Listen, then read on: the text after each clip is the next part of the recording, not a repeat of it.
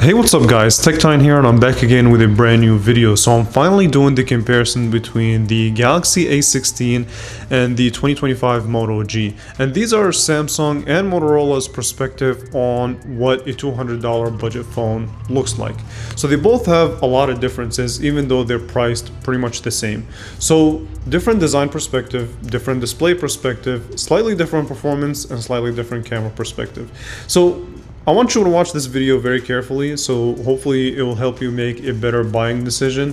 And before I begin, I do want to thank you all so much for watching. If you're new to the channel, be sure to subscribe, also leave a thumbs up. Hopefully this video helps you make a decision.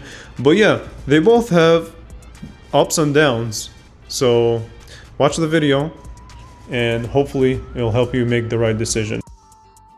So while both of these phones cost $200, they do have a lot of major differences, beginning with the design itself. So they both take two different approaches from a design perspective. For example, the 2025 Moto G does use this kind of vegan leather material, whilst the Galaxy A16 has more of a glossy plastic back. And if we look at the kind of durability of the material, they both have their ups and downs. The Galaxy A16 catches fingerprints like no other. It's actually insane. But the Moto G 5G, however, does catch a lot of dust and lint and is actually a little bit harder to clean, believe it or not. Now, if we look at the top of these phones, they both have a triple camera setup, one more useful than the other, but more on that in a camera segment. And if we look at the right-hand side, you will get your power button / volume up and down on both of these phones. Now, I do have to say that the power button is actually a little bit more clicky, the 2025 Moto G versus the Galaxy A16. And also, one small design difference is that the Galaxy A16 does have this sort of indentation that leads up to the power button and the volume up and down. Now, the bottom of both of these phones is another area where you'll find it to be different. The 2025 Moto G does have a headphone jack versus a non-headphone jack Galaxy A16. Both have USB-C at the bottom, both have decently loud speakers. We'll take a look at them later on.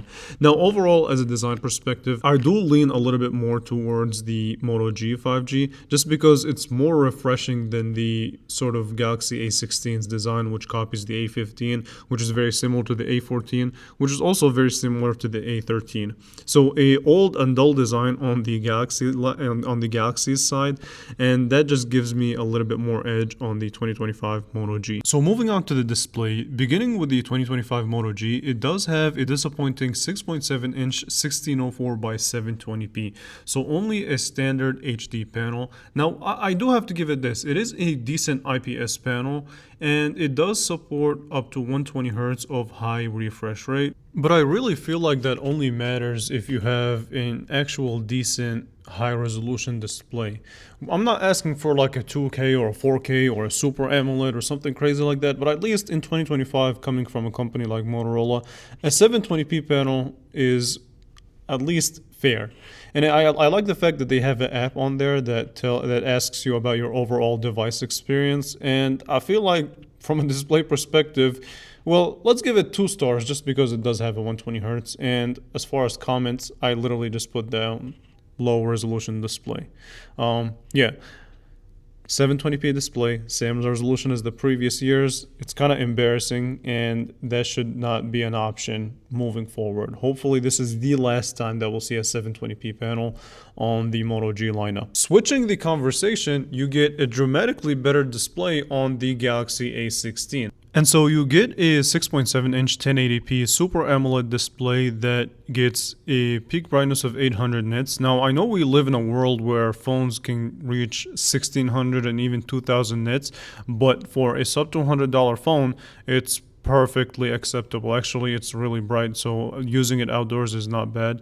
And you also, in addition to that, you do get access to a 90 Hz refresh rate. It's not quite the same as the Moto G's 120 Hz, but 90 Hz is also plenty. I feel like it's really hard to tell the difference between 90 Hz and 120 Hz just by using the phone. I tried, it didn't work. So the display quality is easily better on the Galaxy A16, and putting them side by side when it comes to watching videos, watching content, I know the camera doesn't do it justice, but trust me, the AMOLED display on the Galaxy A16 is dramatically better.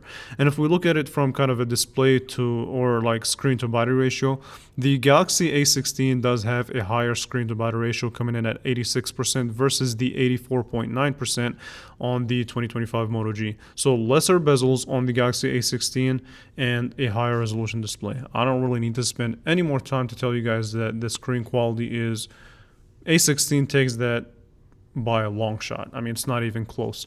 Now, as far as the speaker quality, the Galaxy A16 is a little bit more crisp and a little bit more clear, so I want you guys to listen to both of these phones and you tell me what you think. Later on, but basically the iPhone 16e has a single camera setup versus the triple camera setup on the Galaxy A35, and the iPhone 16e does have a fusion camera, so it combines sort of two cameras in one. But talk about these cameras later on, but basically the iPhone 16e has a single camera setup versus the triple camera setup on the Galaxy A35, and the iPhone 16e does have a fusion camera, so it combines sort of two cameras in one, but more on the camera later on. So now if we switch the conversation and talk about the camera situation here, the Moto G 5G does have a triple camera setup with a 50 megapixel main sensor at f1.8, a 2 megapixel macro, and I guess you can't really count that third sensor as an actual sensor. It's pretty much an ambient light sensor. On the other hand, the Galaxy A16 does have a 50 megapixel main sensor as well as a ultra wide sensor at 5 megapixel. But basically, I took some pictures and I was actually shocked to kind of see that I kind of like the Moto G 5G's pictures a little bit more, believe it or not. And even when it comes to video, I feel like the Moto G 5G has the colors on it just pop a little bit more. They're a little bit more saturated and less washed than the Galaxy A16. And if we look at it from a stabilization perspective, they both don't really have optical image stabilization for video. It's only using EIS. But yeah, camera quality is a slight edge to the Moto G just because it produces better rounded pictures overall. So I want to discuss the performance here briefly. So the Moto G 5G in synthetic benchmark does give us the following score. So you get a 796 single core and 2116 in the multi-core. And if we look at like just regular specs, then the Moto G 5G has the following. You get a MediaTek Dimensity 6300, which also uses the Mali G57 for the GPU, 128GB of storage and 4GB of RAM. And playing games like lighter titles, going through apps, things like that, they work fine. Did it crash once in a while? Yes, it did. Especially sometimes when I actually use the YouTube app, it did crash more than I like it to be actually. But for the most part, it did meet my $200 expectation. So it wasn't nothing too dramatically great or anything like that, but it works. On the other hand, the Galaxy A16 also uses a very similar processor, or should we say the same processor. So it does also use the MediaTek Dimensity 6300 based on a 6nm architecture, your Mali G57 for your GPU, 128GB of storage, and 4GB of RAM. Funny enough, if you actually get the international option, it will be much faster. And synthetic benchmark 784 for your single core and 2098 for your multi-core. Performance was extremely close and extremely similar.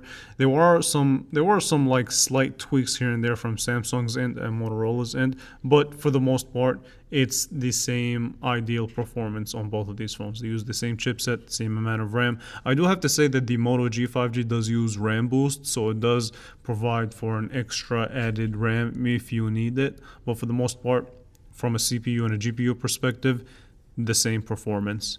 So overall, if I only have $200 and in front of me is the Galaxy A16 and the 2025 Moto G, looks wise, I would lean more towards the Moto G, but overall experience, the Galaxy A16 does win this comparison. Even though it does have the same performance, the camera quality is slightly better in my opinion on the Moto G. And even when it comes to charging speeds, so the Galaxy A16 does use a 25-watt charging speed versus the 30-watt charging speed on the Moto G, so slightly higher on the Moto G. But overall, as an experience, again, Galaxy A16 is more rounded, especially with that 1080p AMOLED display versus the low-resolution 720p. Imagine this, if the Moto G 5G did have a 1080p display, even if it was LCD, I would have picked it over the Galaxy A16. But the display means a lot in a phone, and for that reason, I would pick the A16. But enough with that. I want to hear your guys' thoughts in the comments below. Let me know which phone you would pick if you had 200 bucks, or if you would pick something completely different. Let me know in the comments below, and I want to thank you all so much for watching, and I will definitely catch you guys in the next video. A lot more cool content is coming really soon, so stay tuned and make sure you're subscribed. Alright, we're out.